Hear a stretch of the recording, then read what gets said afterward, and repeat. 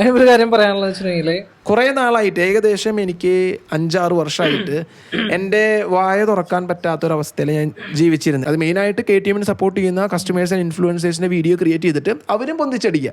Internationally സെയിലില്ലാത്ത models ഇന്ത്യയിലേക്ക് പതുക്കെ തന്ന് ഇന്ത്യയിലെ ഒരു ഡിമാൻഡ് ഉണ്ടാക്കിയിട്ട് നമ്മുടെ തലയിൽ കെട്ടിവെക്കുക എന്ന് വേണമെങ്കിൽ പറയാം. അല്ലെങ്കിൽ ഞാൻ എപ്പോഴും പറയുന്നൊരു കാര്യമാണ്, win on Sunday sell on Monday.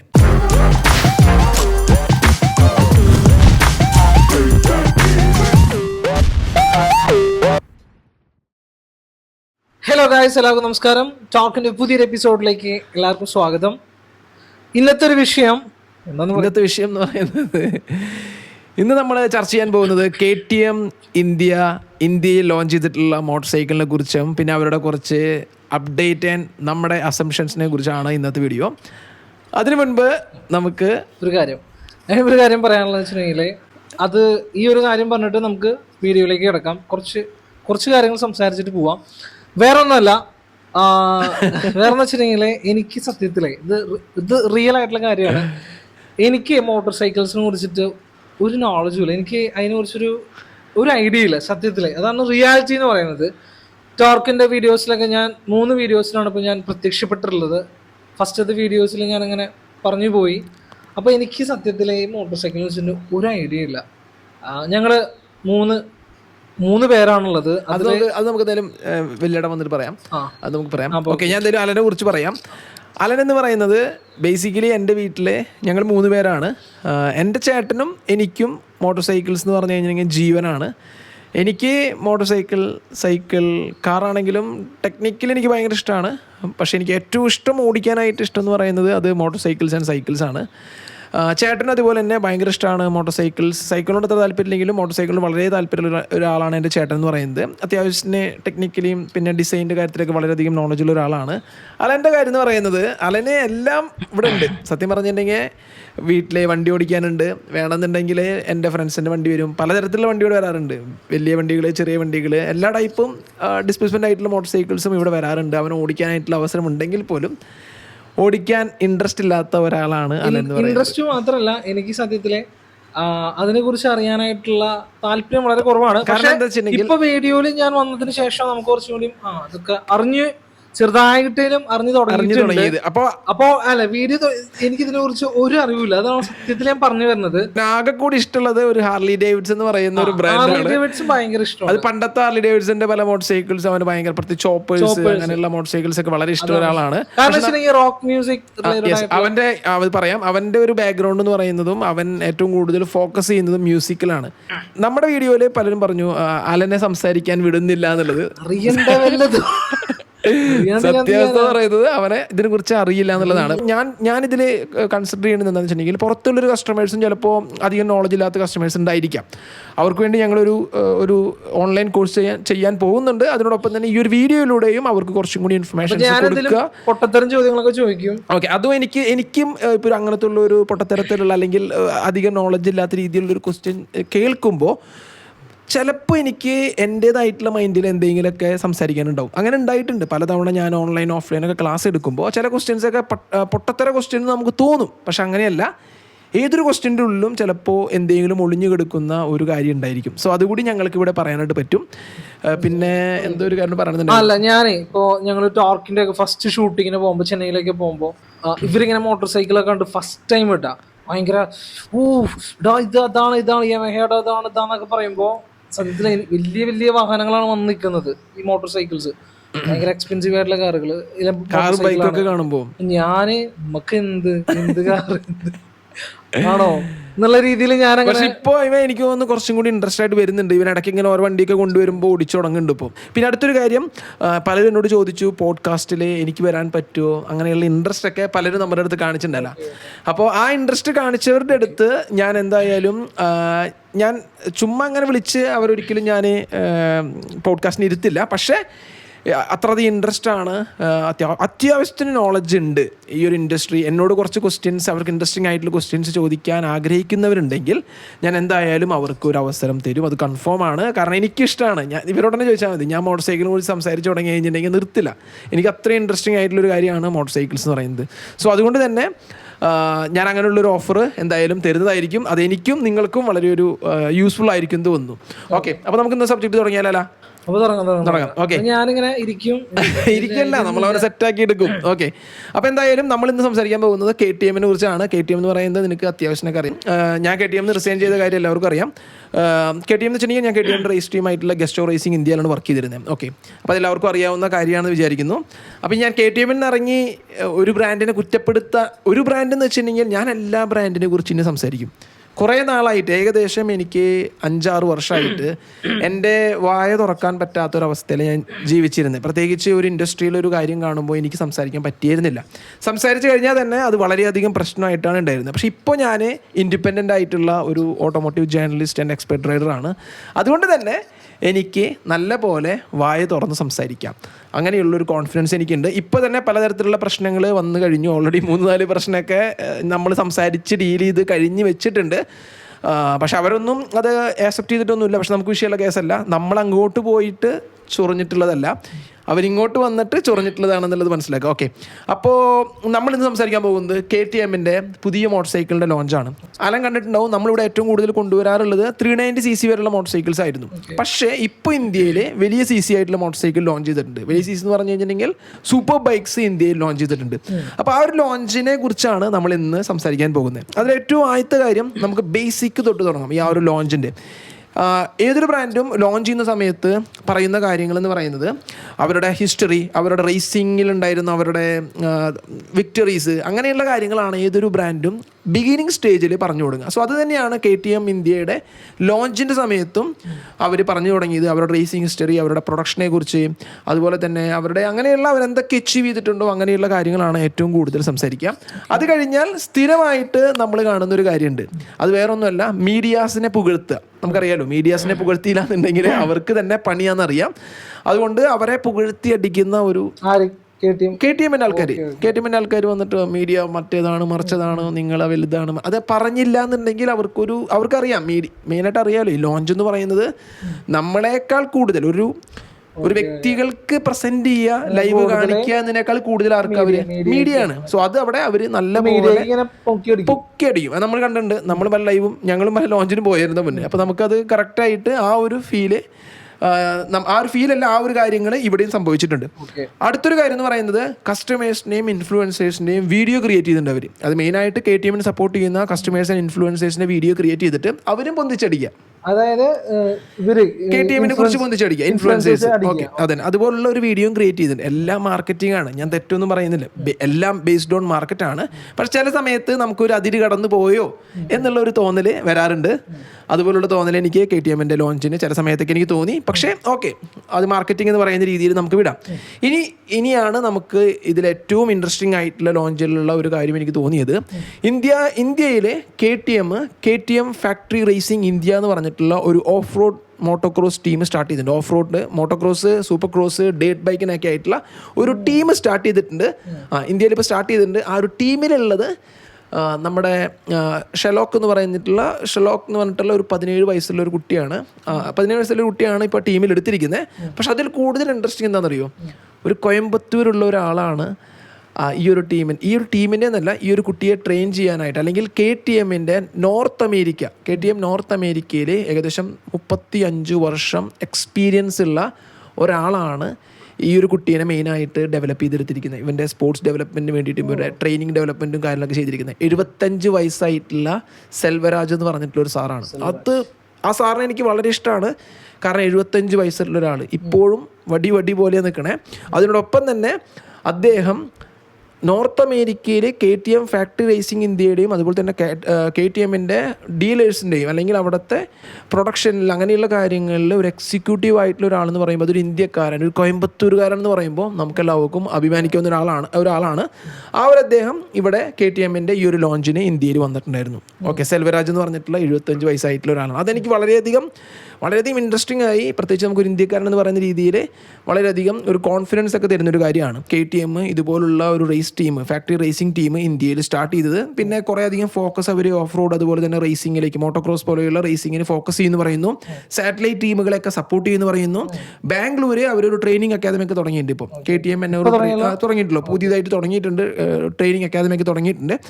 അങ്ങനെ നോക്കുമ്പോൾ നമ്മുടെ യൂത്തിന് ഓഫ് റോഡ് റേസിങ്ങിലേക്ക് കുറച്ചും കൂടിയും ഒരു ഫോക്കസ് കിട്ടാനായിട്ട് KTM ഇന്ത്യ ചിലപ്പോൾ ചാൻസ് ഉണ്ടാക്കാം. അവിടെ ഒരു ചിലപ്പോൾ എന്നുള്ള ഒരു കാര്യം ഞാൻ യൂസ് ചെയ്തിട്ടുണ്ട്. അതെന്താണെന്നുള്ളത് ഞാൻ വഴിയേ പറയാം.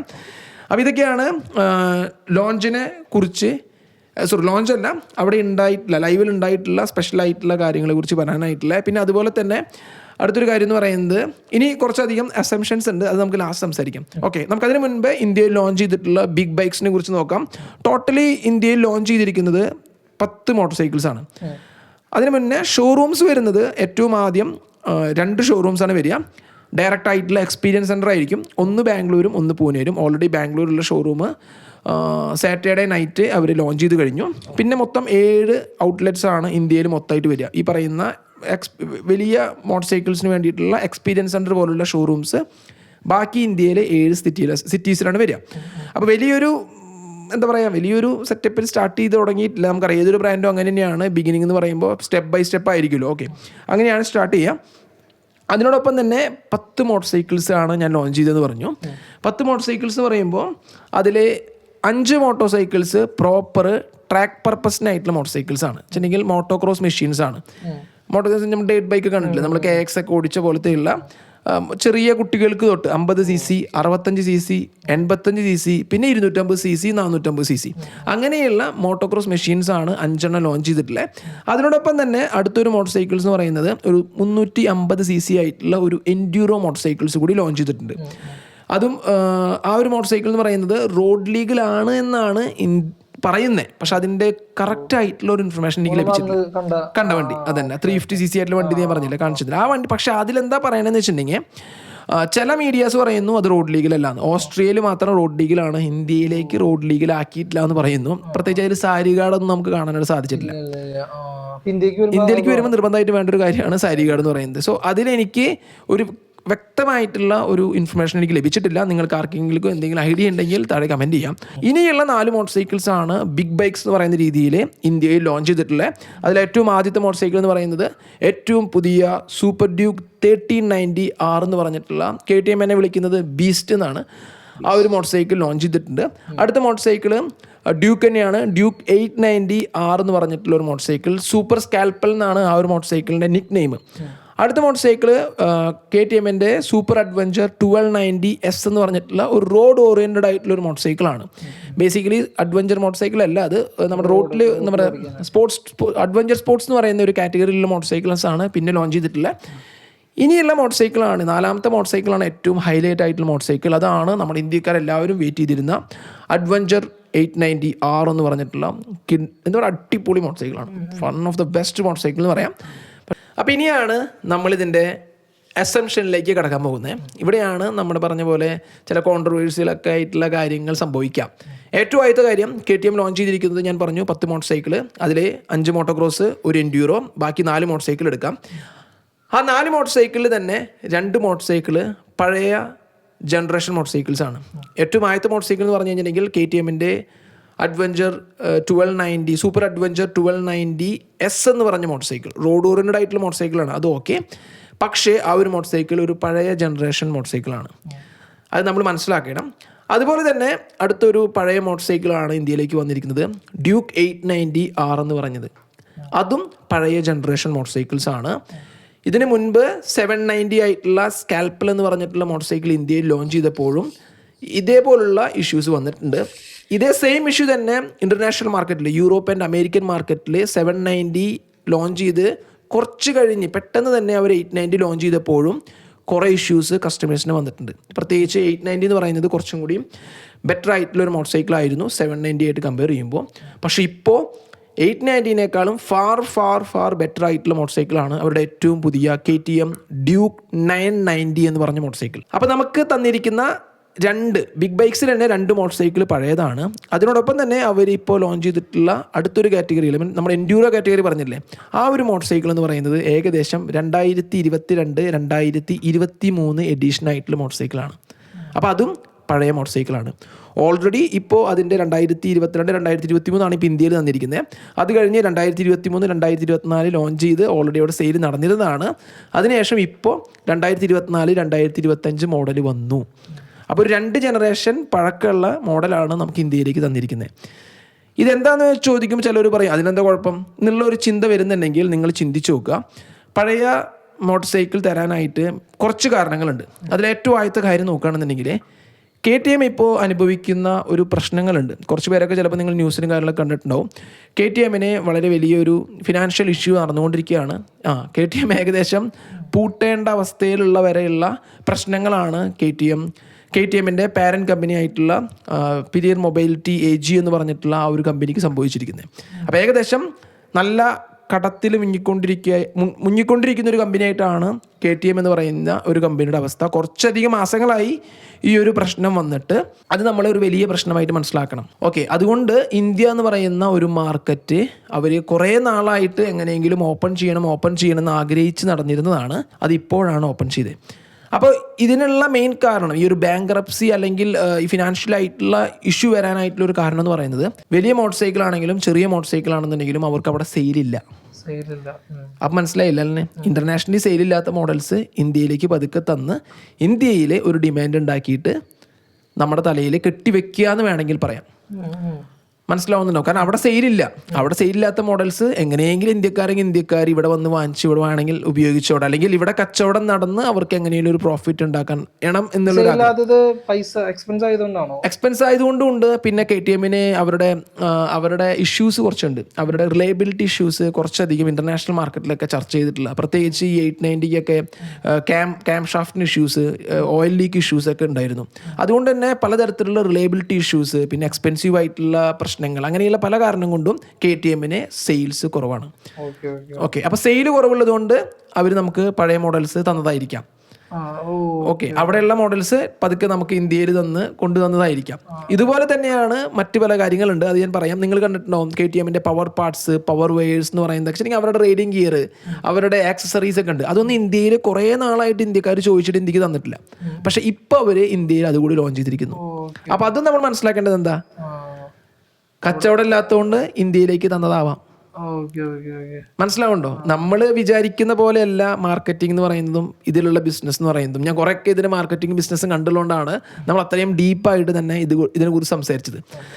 അപ്പോൾ ഏറ്റവും ആദ്യത്തെ കാര്യം പഴയ മോഡൽസ് തന്നു. അതുപോലെ തന്നെ പവർ പാർട്സ്, പവർ വെയേഴ്സ് ഒക്കെ അവർ നമുക്ക് തന്നു. അതിനോടൊപ്പം തന്നെ ഇപ്പോൾ KTMന്റെ ഈ ഒരു മോട്ടോർ സൈക്കിൾ വാങ്ങിക്കുന്നവർക്ക് ഇപ്പോൾ 3090 വാങ്ങിച്ചു എന്ന് വിചാരിക്കുക നീ, അതിൽ നിനക്ക് 1500 കിലോമീറ്റർ വരെ പല കാര്യങ്ങളും ഫ്രീ ആയിരിക്കും. ഫ്രീ എന്ന് പറയുന്നത് അതിൽ യൂസ് ചെയ്യാവുന്ന ഇപ്പോൾ നമ്മൾ ട്രാക്ഷൻ കൺട്രോൾ പോലെയുള്ള ഒരു എക്സാമ്പിൾ പറയാനാണ്. ഇപ്പോൾ ട്രാക്ഷൻ കൺട്രോൾ നിനക്ക് കുറച്ച് നാൾ ഫ്രീ ആവുമെന്ന് വിചാരിക്കാം. പക്ഷേ ഒരു 1500 കിലോമീറ്റർ കഴിഞ്ഞ് കഴിഞ്ഞാൽ നിനക്ക് ട്രാക്ഷൻ കൺട്രോൾ കിട്ടണമെന്നുണ്ടെങ്കിൽ അതിന് നിനക്ക് എക്സ്ട്രാ സബ്സ്ക്രിപ്ഷൻ ചെയ്യണം. നമ്മൾ മൊബൈൽ റീചാർജ് ചെയ്യണ പോലെ റീചാർജ് ചെയ്യണം. ഞാൻ ട്രാക്ഷൻ എന്ന് പറയുന്ന ഒരു എക്സാമ്പിൾ പറഞ്ഞത്. അങ്ങനെ ഓരോ കാര്യങ്ങളും ആ ഒരു 3090 ആണെങ്കിലും പല മോട്ടോർ സൈക്കിളിലും പല കാര്യങ്ങളും നമ്മൾ സബ്സ്ക്രിപ്ഷൻ പാക്കിൽ വേണം യൂസ് ചെയ്യാനായിട്ട്. ഇൻ്റർനാഷണൽ മാർക്കറ്റിലും ഇതുപോലെ തന്നെയാണ്. പക്ഷേ ഞാൻ നിങ്ങൾക്ക് പറഞ്ഞു തരികയാണ്, ഇങ്ങനെയുള്ള ഒരു സബ്സ്ക്രിപ്ഷൻ പാക്കും കൂടിയും KTM ഇന്ത്യയിൽ ഇൻട്രൊഡ്യൂസ് ചെയ്തിട്ടുണ്ട്. ഓക്കെ, അതും നമുക്ക് ചിന്തിച്ച് നോക്കുമ്പോൾ ഒരു മോട്ടോർ സൈക്കിളിന് സബ്സ്ക്രിപ്ഷൻ പാക്ക് എന്നൊക്കെ പറയുമ്പോൾ അത് ഉള്ള ടെക്നോളജിയാണ്. മനസ്സിലായി? ഇലക്ട്രോണിക്കലി ഉള്ളൊരു ടെക്നോളജീനെ ഒരു സബ്സ്ക്രിപ്ഷൻ പാക്ക് വെച്ചിട്ട് അവർ ആക്റ്റീവ് ചെയ്യുന്ന രീതിയിലുള്ള ഒരു പ്രോഗ്രാമും കൂടി ഇന്ത്യയിൽ ചെയ്തിട്ടുണ്ട്. ഓക്കെ, അപ്പോൾ ഞാൻ ഓൾറെഡി പറഞ്ഞു റിലയബിലിറ്റി ഇഷ്യൂസ് പലതും ഇന്ത്യയിൽ നോക്കുകയാണെന്നുണ്ടെങ്കിൽ ഇന്ത്യയിൽ 790 ഡ്യൂക്ക് സ്കാൽപ്പൽ എന്ന് പറഞ്ഞിട്ടുള്ള 790 ഡ്യൂക്ക് വന്നിട്ട് ഇന്ത്യയിൽ ഇഷ്യൂസ് ഉണ്ടായിട്ടുണ്ട്. Reliability issues, service issues. മെയിനായിട്ട് ഇന്ത്യയിൽ ഇൻഫ്രാസ്ട്രക്ചർ എന്ന് പറയുന്ന കാര്യം ഇല്ല. കാരണം പ്രോപ്പറായിട്ടുള്ള ഒരു ബിഗ് ബൈക്സ് ചെയ്യുന്ന രീതിയിലുള്ള KTMന്റെ ഷോറൂംസ് ഇല്ല. ഓൾറെഡി സ്മോളർ ഡിസ്പ്ലേസ്മെൻ്റ് ആയിട്ടുള്ള മോട്ടോർ സൈക്കിളിൻ്റെ ഷോറൂമിലും പലതരത്തിലുള്ള പ്രശ്നങ്ങൾ, സർവീസ് റിലേറ്റ് ചെയ്തിട്ടുള്ള പ്രശ്നങ്ങളുണ്ട്. കോമൺ ആയിട്ടില്ലെങ്കിൽ പോലും സർവീസ് റിലേറ്റ് ചെയ്തിട്ടുള്ള ഇഷ്യൂസ് ഉണ്ട്. പക്ഷേ ഇപ്പം നമ്മൾ ബിഗ് ബൈക്സ് നോക്കുകയാണെന്നുണ്ടെങ്കിൽ അതിൽ കൂടുതൽ ഇഷ്യൂസാണ് 790 ഡ്യൂക്ക് ഇന്ത്യയിൽ വന്നപ്പോൾ ഉണ്ടായിരുന്നേ. സോ കസ്റ്റമേഴ്സ് കുറേ കഷ്ടപ്പെട്ടിട്ടുണ്ട് സർവീസിൻ്റെ കാര്യത്തിലും സ്പെയറിൻ്റെ കാര്യത്തിലൊക്കെ. സോ ആ ഒരു കാര്യങ്ങളൊക്കെ എന്തായിരിക്കും ഇനി വരാൻ പോകുന്ന മോട്ടോർ സൈക്കിളിന് നമുക്കറിയില്ല. ഓക്കെ, അതുകൂടി നമ്മൾ ഈ ഒരു മോട്ടോർ സൈക്കിൾ ബിഗ് ബൈക്സ് വരുമ്പോൾ നമ്മൾ മനസ്സിലാക്കണം. ചുമ്മാ ഒരു മോട്ടോർ സൈക്കിൾ വന്നതുകൊണ്ട് മാത്രമായില്ല. ഇനി അടുത്തൊരു മെയിൻ ഹിറ്റിംഗ് പോയിന്റ് എന്താണെന്ന് അറിയോ? ഞാൻ പറഞ്ഞു പഴയ മോട്ടോർ സൈക്കിൾ വന്നിരിക്കുന്ന പലരും വിചാരിച്ചിട്ടുണ്ടാവും. അതിനെന്താ എന്ന് ചിന്തിക്കുന്നവരടുത്ത് എനിക്കൊന്നാ പറയാനുള്ളത്, പഴയ മോട്ടോർ സൈക്കിൾ ഇന്ത്യയിലേക്ക് വരുമ്പോൾ ഇവിടെ KTM ബിഗ് ബൈക്സ് ഇതുവരെയായിട്ട് ലോഞ്ച് ചെയ്തിട്ടില്ല. മുന്നേ നമ്മൾ കുറേ ആയിട്ട് റീലിലൊക്കെ കണ്ടിട്ടുണ്ടോ, വലിയ KTM മോട്ടോർ സൈക്കിൾസ് ചാടിക്കണ്, ഓടിക്കണു, തിരിക്കണു, മറക്കണു. നമ്മൾ അങ്ങനെ മാത്രമാണ് കണ്ടു പരിചയമുള്ളത്. അങ്ങനെ കണ്ടു പരിചയമുള്ള ഇന്ത്യക്കാർക്ക് KTMൻ്റെ വലിയ മോട്ടോർ സൈക്കിൾ വരുമ്പോൾ അത് പഴയ മോട്ടോർ സൈക്കിൾ ആണെങ്കിൽ പോലും കുഴപ്പമില്ല എന്നുള്ളൊരു മൈൻഡ് ഉണ്ടോ? ശരിയല്ലേ ഞാൻ പറഞ്ഞത്? അതാണ് ഡിമാൻഡ് എന്ന് പറയുന്നത്. അങ്ങനെയുള്ള ഒരു ഡിമാൻഡ് ഇവിടെ നിൽക്കുന്നുണ്ട്. അത് നമ്മൾ കറക്റ്റായിട്ട് മനസ്സിലാക്കിയെടുത്താൽ നിങ്ങൾക്ക് അത് നല്ലത്. കാരണം ആ ഒരു ഡിമാൻഡിലൂടെ കൂടിയാണ് ഈ ഒരു പഴയ മോട്ടോർ സൈക്കിൾസ് ഇവിടെ വിൽക്കാൻ വേണ്ടിയിട്ട് അവർ ശ്രമിക്കുന്നത്. ക്ലിയർ അല്ലേ ഞാൻ പറഞ്ഞത്? ഇനി ഒരു അടുത്ത കാര്യം കൂടി പറയാം. ശരിക്കും പറഞ്ഞിട്ടുണ്ടെങ്കിൽ KTMൻ്റെ ബിഗ് ബൈക്സ് ഇന്ത്യയിൽ ഉണ്ടായിരുന്നു. അതെങ്ങനെയാണെന്ന് വെച്ചിട്ടുണ്ടെങ്കിൽ പലരും ഇമ്പോർട്ട് ചെയ്ത് യൂസ് ചെയ്തിരുന്നു. ഞാൻ ജോസ് റേസിംഗ് ഇന്ത്യ എന്ന് പറഞ്ഞിട്ടുള്ളൊരു കമ്പനിയിൽ ബാംഗ്ലൂർ വർക്ക് ചെയ്ത് വരിക അറിയാം. അപ്പോൾ ആ ഒരു കമ്പനിയിൽ വർക്ക് ചെയ്യുമ്പോൾ അവിടെ ഓൾറെഡി സർവീസിനായിട്ടും അതുപോലെ പല കാര്യങ്ങൾക്കായിട്ട് വലിയ KTMs എന്ന് പറയുമ്പോൾ അഡ്വഞ്ചർ 1290, 640 അതുപോലുള്ള അഡ്വഞ്ചർ 1190 അങ്ങനെയുള്ള RC8R അങ്ങനെയുള്ള മോട്ടോർ സൈക്കിൾസ് അവിടെ വന്നിരുന്നു. അതെല്ലാം ഇമ്പോർട്ട് ചെയ്തിട്ടുള്ള ഒരു മോട്ടോർ സൈക്കിൾസ് ആണ്. പക്ഷെ അങ്ങനെ മോട്ടോർ സൈക്കിൾ ഉണ്ട് എന്നുള്ളത് നിങ്ങളുടെ അറിവിലേക്ക് ഞാൻ പറഞ്ഞു എന്ന് മാത്രം. ഓക്കെ, പലർക്കും ചിലപ്പോൾ അറിയണ്ടായിരിക്കില്ല. അങ്ങനെയും മോട്ടോർ സൈക്കിൾ യൂസ് ചെയ്തിരുന്നു. ഞാനും ഇതുപോലെ എനിക്ക് എക്സ്പീരിയൻസ് ചെയ്യാനായിട്ടുള്ള ഭാഗ്യമൊക്കെ കിട്ടിയിട്ടുണ്ട്. ഞാൻ പറ്റുകയാണെങ്കിൽ ഇതിൽ ഫോട്ടോസ് ആഡ് ചെയ്യാം. അപ്പോൾ ഞാൻ പറഞ്ഞു വന്നതെന്ന് വെച്ചിട്ടുണ്ടെങ്കിൽ, പക്ഷേ എന്നിരുന്നാലും സാധാരണക്കാർക്ക് എന്ന് പറയുമ്പോൾ അവർക്ക് ശരിക്കും പറഞ്ഞു കഴിഞ്ഞിട്ടുണ്ടെങ്കിൽ ഈ KTM നിങ്ങൾ തന്നെ ശ്രദ്ധിച്ചിട്ടുണ്ടാവും, മോട്ടോർ സൈക്കിളിൽ അത്രയധികം ഇൻട്രസ്റ്റ് ഇല്ലാത്ത ആളുകൾ പോലും KTMൻ്റെ ഈ ഒരു വലിയ വണ്ടികൾ വന്നപ്പോൾ, KTMൻ്റെ ബിഗ് ബൈക്സ് വന്നപ്പോൾ ഷെയർ ചെയ്തതായിട്ട് സ്റ്റോറീസായിട്ടും അതുപോലെ തന്നെ പോസ്റ്റായിട്ടും ഷെയർ ചെയ്യുന്നത് ഞാൻ കണ്ടു. അതെന്താണെന്ന് വെച്ചിട്ടുണ്ടെങ്കിൽ ഇത്രയും നാൾ ഇല്ലാത്തൊരു കാര്യം ഇന്ത്യയിലേക്ക് വരുമ്പോൾ ഒരു ഡിമാൻഡ് ഉണ്ടാവും. ഞാൻ പറഞ്ഞ ക്ലിയർ അല്ലേ? ഓക്കെ, അപ്പോൾ ആ ഒരു ഡിമാൻഡ് നമുക്ക് ഇവിടെ കാണാനായിട്ട് സാധിച്ചിട്ടുണ്ട്. ഇനി അടുത്തൊരു കാര്യം എന്ന് പറയുന്നത് ടെക്നോളജിയുടെ കാര്യം KTM അവിടെ തള്ളി മറക്കണ ഞാൻ കണ്ടു. പ്രത്യേകിച്ച് KTM 1290 അഡ്വഞ്ചർ S എന്ന് പറഞ്ഞ മോട്ടോർ സൈക്കിളിൻ്റെ ടെക്നോളജി ഇതാണ് ഇപ്പോൾ ലേറ്റസ്റ്റ് ടെക്നോളജി ആണെന്നുള്ള കുറേ സാധനങ്ങൾ പറയുന്നത് കണ്ടു. സത്യം പറഞ്ഞു കഴിഞ്ഞിട്ടുണ്ടെങ്കിൽ ഞാൻ പറഞ്ഞു അതൊരു പഴയ മോഡലാണ്, പഴയ ടെക്നോളജീസ് ആണ് അതിലുള്ളത്. എന്തുകൊണ്ട് ഞാൻ പഴയ ടെക്നോളജി എന്ന് പറയാന്ന് വെച്ചിട്ടുണ്ടെങ്കിൽ, ഇതിന് മുൻപ് തന്നെ ഡുക്കാറ്റി ഓൾറെഡി അവർ ഡുക്കാറ്റി മൾട്ടിസ്ട്രാഡ V4 എന്ന് പറഞ്ഞ മോട്ടോർ സൈക്കിളിൽ ഫ്രണ്ടിലും റിയറിലും റഡാറായിട്ടുള്ള മോട്ടോർ സൈക്കിൾസ് ഒക്കെ ലോഞ്ച് ചെയ്തിട്ടുണ്ട്. അതിനുശേഷം ട്രയംഫ് കൊണ്ടുവന്നു. അങ്ങനെ പല ഹയർ ആയിട്ടുള്ള ടെക്നോളജീസ് ഇന്ത്യയിലുണ്ട്. ഇനി അവരുടെ ഏറ്റവും പുതിയ 1390 എന്ന് പറഞ്ഞിട്ടുള്ള സൂപ്പർ അഡ്വഞ്ചർ എന്ന് പറഞ്ഞ മോട്ടോർ സൈക്കിളിൽ ഇതിൽ കൂടുതൽ ടെക്നോളജീസ് ഉണ്ട്. ഇപ്പോൾ 1390 GT എഡീഷനിലൊക്കെ നോക്കുകയാണെന്നുണ്ടെങ്കിൽ ആൻറ്റി ഡൈവ് എന്നൊക്കെ പറഞ്ഞിട്ടുള്ള പലതരത്തിലുള്ള ടെക്നോളജീസ് അവർ കൊടുത്തിട്ടുണ്ട്. അപ്പോൾ ആ പറഞ്ഞ ടെക്നോളജീസ് അങ്ങനെയുള്ള കാര്യങ്ങളൊന്നും ഇന്ത്യയിലേക്ക് തരുന്നില്ല എന്നുള്ളതാണ് നമ്മൾ മനസ്സിലാക്കേണ്ടത്. സത്യം പറഞ്ഞു കഴിഞ്ഞിട്ടുണ്ടെങ്കിൽ ഇതിൽ 2 മോട്ടോർ സൈക്കിളാണ് ഒരു പ്രോപ്പർ ലോഞ്ച് എന്ന് നമുക്ക് പറയാൻ പറ്റുക. ഒന്ന് സൂപ്പർ ഡ്യൂക്ക് 1390, പിന്നെ അഡ്വഞ്ചർ 890R. ഓക്കെ, ക്ലിയർ ആയിട്ടുണ്ടോ എന്ന് വിചാരിക്കുന്നു. അതുപോലെ മോട്ടോക്രോസിൻ്റെ അവസ്ഥയും നമുക്ക് എന്താണെന്നറിയില്ല. കാരണം അത് പഴയതാണോ പുതിയതാണോ എന്നുള്ളത് എനിക്ക് റെക്കഗ്നൈസ് ചെയ്യാനായിട്ട് സാധിച്ചിട്ടില്ല. അതൊക്കെ നമുക്കിനി പതുക്കെ ഭാവിയിലൊക്കെ അറിയാമെന്ന് വിചാരിക്കുന്നു. എന്തായാലും നമുക്ക് ഒരു ബ്രാൻഡും നശിച്ച് കാണണമെന്നില്ല. അത് ഞാൻ എപ്പോഴും പറയുന്ന കാര്യമാണ്. എനിക്കെല്ലാം നന്നായിട്ട് കാണണം തന്നെയാണ് ആഗ്രഹം. പക്ഷേ എനിക്ക് കുറച്ച് കാര്യങ്ങൾ പറയാനുണ്ട്. അതാണ് ഞാൻ നിങ്ങൾക്ക് പറഞ്ഞു തരണേ. ഓക്കെ, ഇനി നമുക്ക് അസംഷനിലേക്ക് ഞാൻ പറഞ്ഞു. കുറച്ചധികം അസംഷൻസ് ഉണ്ടെന്ന് പറഞ്ഞു. അതിൽ മെയിൻ ആയിട്ടുള്ള ഒരു അസംഷൻ എന്താണെന്ന് വെച്ചിട്ടുണ്ടെങ്കിൽ, KTMും ബജാജും തമ്മിൽ ചെറിയ ഇഷ്യൂസ് നടക്കുന്നുണ്ട്.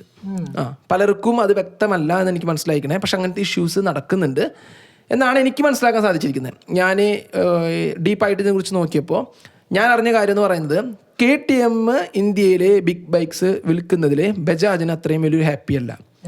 അതെന്തുകൊണ്ടാണെന്നുള്ളത് എനിക്ക് വ്യക്തമല്ല.